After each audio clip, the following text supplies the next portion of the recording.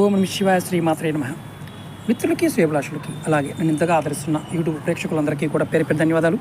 మిత్రులారా, మీ అందరికీ పరాదేవత ఎల్లవెల్లా మీతో ఉండి మీ మనోవాంఛ నెరవేర్చాలని మనస్ఫూర్తిగా కోరుకుంటున్నాను. మీరు చూస్తున్నారు తులసి మొక్కని. మనకి సోమవారం సోమావతి అమావాస్య చాలా శక్తివంతమైన అమావాస్య. ఆ రోజు మీరు మీ ఇంటి దగ్గర తులసి చెట్టు ఉంటే తులసి చెట్టు చుట్టూ 108 ప్రదక్షిణలు చేయండి. ఒకవేళ మీకు ఇంటి దగ్గర లేకపోతే దేవాలయంలో అయినా సరే 108 ప్రదక్షిణలు చేయండి. ఆ రోజు మీరు ఎవరినైనా ఏ కర్మ చేసినా, అంటే పుణ్యకర్మలు చేస్తే మీకు కోటానుకోటి జన్మల పుణ్యఫలం లభిస్తుంది. అదే పాపకర్మలు చేస్తే కోటానుకోట్ల పాపకర్మలు కూడా లభిస్తాయి. అలాగే మీరు ముఖ్యంగా ఈరోజు పితృదేవతల పాయింట్ ఆఫ్ వ్యూలో మీరు ఎవరికైనా పేదవారికి ఒక అన్నం పార్సిల్ని వారికి ఇస్తూ ఓం పితృదేవతాయ స్వద, ఓం పితృదేవతాయ స్వద, ఓం పితృదేవతాయ స్వద అని 3 నామాలను అనుకొని వారి చేతిలో పెట్టండి.